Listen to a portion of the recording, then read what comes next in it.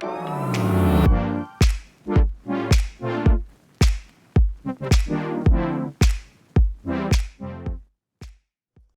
Talde here, guys. We are all about steaks today. So I'm going to show you how to choose and sear and cook a steak. One of my favorite cuts of meat, especially if you are like a little intimidated cooking a steak at home, a New York strip, right? New York strip loin has a little bit of fat here. You see that this cut of meat, it's one, boneless, but two, also has this beautiful flecks of white inside this meat right here. And that's what you're looking for in a good steak. You want that meat, you want that fat inside that meat. It's gonna keep it juicy. It's gonna add a lot of flavor. So first thing I do when I cook steaks is, one, we've left these steaks out on this cutting board for about 10 to 15 minutes to bring it down to room temperature. You wanna cook your steaks at room temperature because it's gonna help cook it more evenly. A healthy amount of salt and pepper. Well, actually, I'm just doing salt right now, and I like to finish with pepper. So it looks like a ton of salt, and it is. It's a lot of salt, but if you think about it, these are about 1-inch steaks. Everything inside isn't getting seasoned, so you're just seasoning the outside. We have our pan here. We preheated it. It's got to be very hot, ripping hot. Right? You need to see that oil kind of dance around, just like in that pan right there. Right? Second, when you put your steaks into a pan, right? You place it down away from you so it falls that way, so you don't splash any of that hot oil onto you. And then, it's like the hardest part. Don't do anything. Don't touch it. Answer an email. Make sure your kid's not crawling around, putting things in his mouth. Just let it go. Maybe add a little pressure down here. You want to build a beautiful crust, and you can't build a beautiful crust if you keep moving it and flipping it. You want to just let it do its thing. You know, I love cooking steaks on an open fire, you know, over charcoal or hardwood, but my preferred method of cooking a steak is in a cast iron skillet or a nice steel pan. I think you get this really beautiful crust. You don't get the flavor of like wood or charcoal, but what you do get is the ability to build a sauce within this pan, like I'll show you guys in a little bit. But we're talking about 3 ingredients, right? There's no marinades on this. There's no crust that we're putting onto this. It's just really good steaks, and if you're buying really good steaks, it doesn't need much. I prefer dry-aged steaks, but they're not for everybody. The most important thing for me on a steak is, one, that you've seasoned it correctly, you've bought a great steak, but two, that you're treating it in this manner where you're letting it come to room temperature on your board, you're searing it correctly to get a nice crust.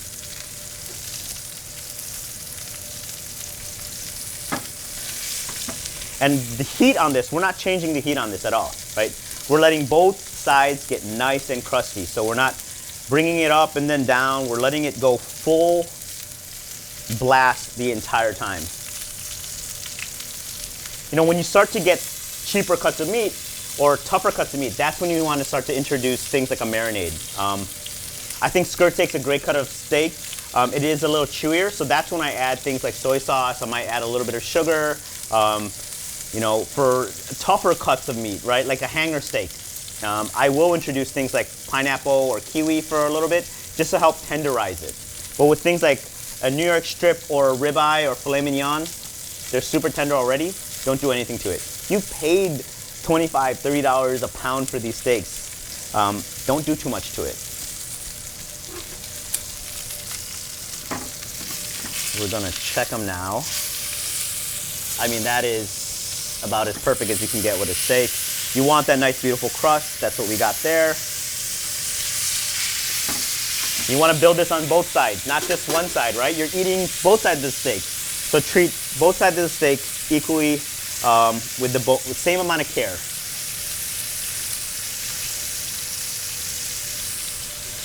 We're going to press this down again also.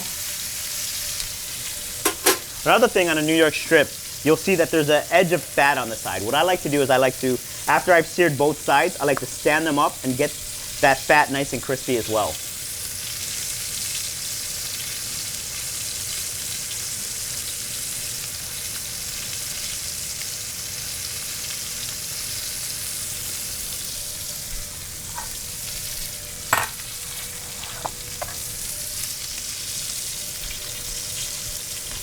A lot of questions that I get about cooking steaks is, how do I know when it's done? Listen, I've been doing this a while, and I still honestly don't get it right all the time. But because I cook a lot of steaks, I know when to pull it.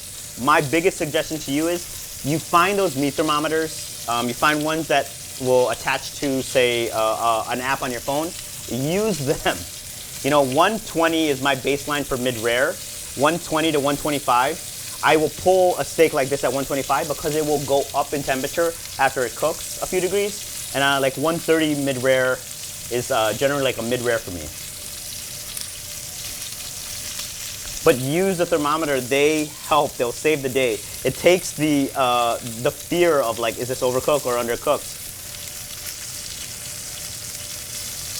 I think another thing about steaks that's, if it's undercooked, slice it, pop it in the oven for a few more seconds. Like, don't be afraid that you ruined a steak, you know. Just cook it a little longer after you've sliced it. You know, you should eat a steak the way you want to eat it. So even if, like, say you like it mid-rare and someone else likes it medium or mid-well, slice your half slice your half to mid-rare, and then take that other person's steak to a little bit higher of a temperature. So we're gonna check this. Great sear on the other side. Perfect sear on the other side. We're gonna stand this up on its side and get this fat side nice and crispy. So what I do, if you notice that, I will take it and put it on the edge of the pan so it almost has something to lean on. And now that side, that fat side, will get nice and crispy.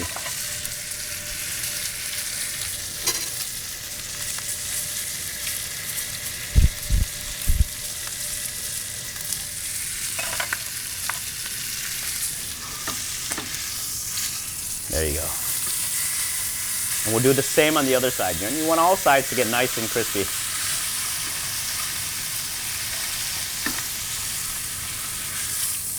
There you go.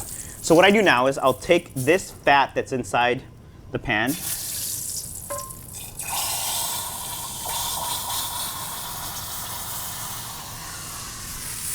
empty it out, take some butter, get it into the pan, a couple cloves of garlic, smash it, garlic into the pan. Now we'll reduce the temperature. We'll bring this temperature down to medium, and we will baste our steaks.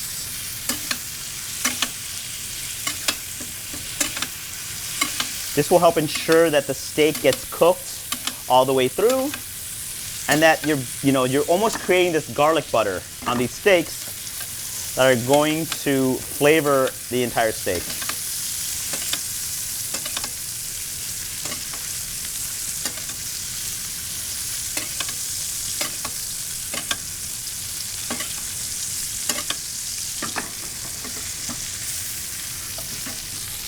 I mean, you can just smell. I mean, it's like this. It's like a steakhouse style steak right now.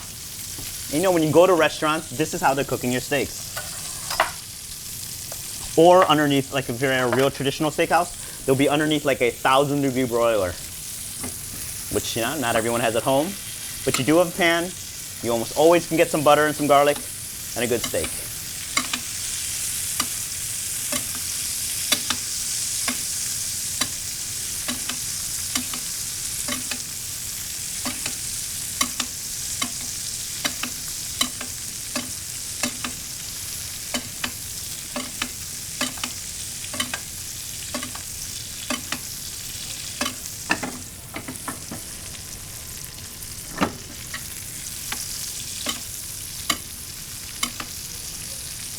Nice thing about the garlic like this, you will serve this garlic with this steak when it gets nice and golden brown.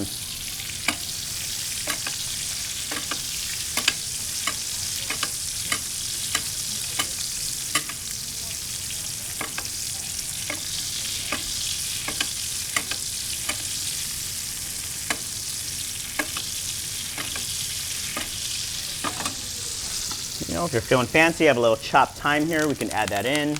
That will help flavor this butter as well. Parsley would work in this. A little chopped rosemary might work.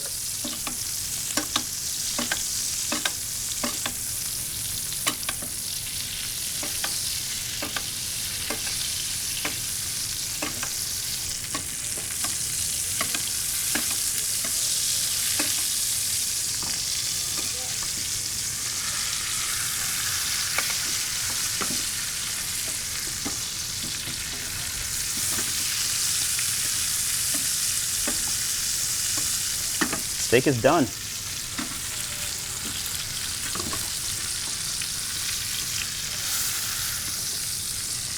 So when I rest my steaks, which is the next part, really important part of cooking steaks, you know, not everybody has a rack at home. I'll just prop it up over either a fork or a spoon so it doesn't stick to the, or it's not resting against a pan or your plate, so it doesn't continue to cook and steam. You created this beautiful crust and you want to keep that crust. So what I always do, and just to kind of gild the lily, is just pour this beautiful brown butter over my steak.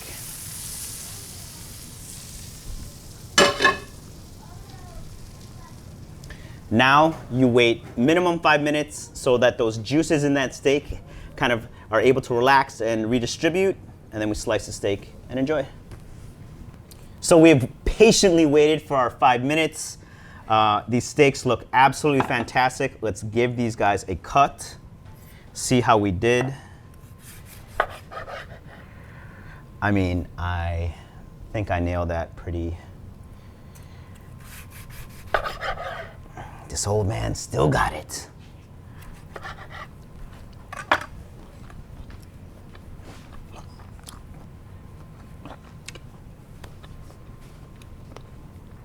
It really proves when you have a great steak and good meat, it needs very little except a hot pan and really great seasoning. Guys, enjoy. Please get out there and cook some steaks.